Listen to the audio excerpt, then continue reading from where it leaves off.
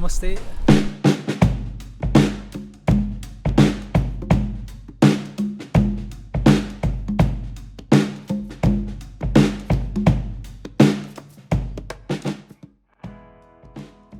My name is Nitin and I'm from Pune, India.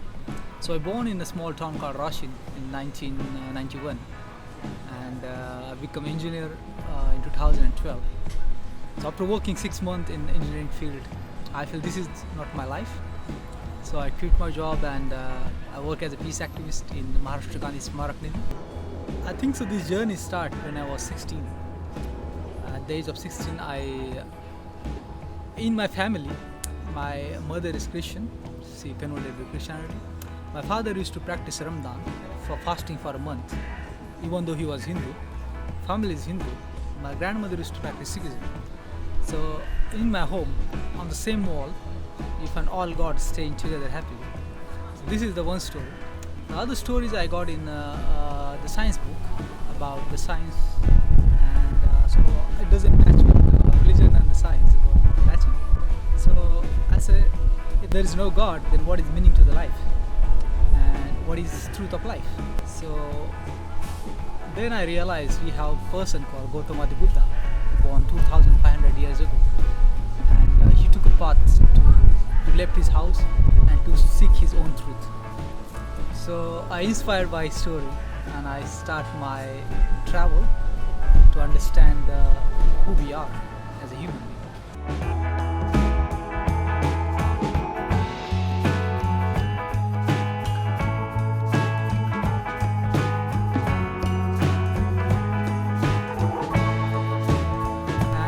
This idea came like there was 150 years of Mahatma Gandhi on 2nd October 2019. So we decided to travel and spread his idea of non-violence across the world.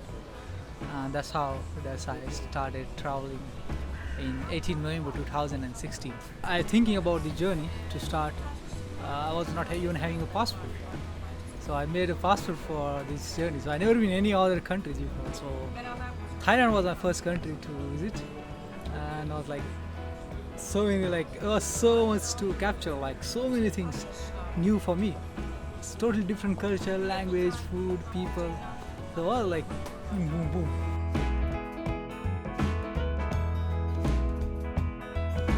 Walking, I did 11 months in Africa.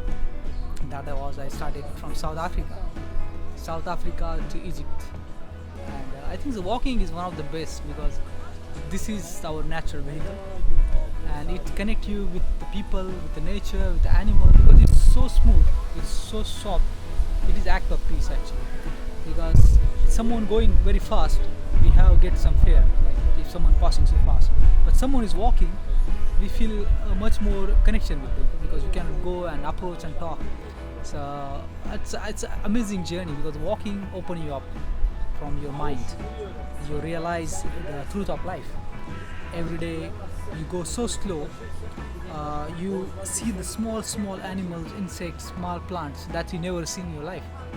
It's raise your consciousness. Physically it makes your body so perfect. So they have so many benefits. And if you see one of the greatest person in the past in human history, you see Mahatma Gandhi, Gautama the Buddha, Mahavir Jaina, or Jesus Christ. These all people are used to walk a lot. They did long walks, and I think so. It's amazing to be there. While walking in Japan, I realized that we human beings think that we are the important and superior beings on this planet. So we undermine all the living things on the planet. We try to control everything around by us. So, and in that walking journey, I connect so much with the nature, and then I realized that we are doing a lot of injustice against animals and the plants and the non-living thing as well, the rivers and the mountains. So I decided to become vegetarian. And the idea of vegetarian is just not about justice for animals. It's also about your consciousness, because once you eat heavy diet, you get unconscious. You lose your conscious sometimes because it's too heavy to digest. It took a lot of energy. So this is the other reason. For health, it's another amazing thing. And once you act like your food. People see like why you are a vegetarian. People ask. So this gives me opportunity about talking about non-violence. So the idea of, because to be a non-violent, absolute non-violence is impossible, because while I'm here, I'm breathing, so I'm killing so many bacteria. While washing hand, I'm killing so many things. So the idea behind is to how we can minimize this violence. So the simple act is to change the diet. That's, I think, so direct action. We can see it physically, and the micro level we can do in future. Maybe in present it's not possible, but we can do it in the future. So that's all about my diet, how I changed to become non-vegetarian diet, become vegetarian.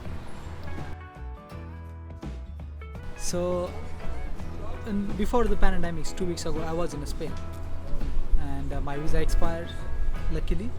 So I flew to Georgia, and once I was in Georgia, after a week, everything closed down. All world shut down at the moment. So even in Georgia, they put a curfew on everything. You cannot cross the cities. So I was there for 3 months in one place. That's where I spent longest time at one place, because most of the time I was just walking, cycling, just a lot of movement in my life. But suddenly there was a huge stop. But after 4 months, the things changed, and I started walking. I walked in Georgia for a month, and then I walked here in Turkey for Samsun to Istanbul, 700 kilometers in 31 days. For me, it was safe. So I hope so. I'll be safe in the future as well, to avoid big crowd cities and staying in tent. So that's helped a lot.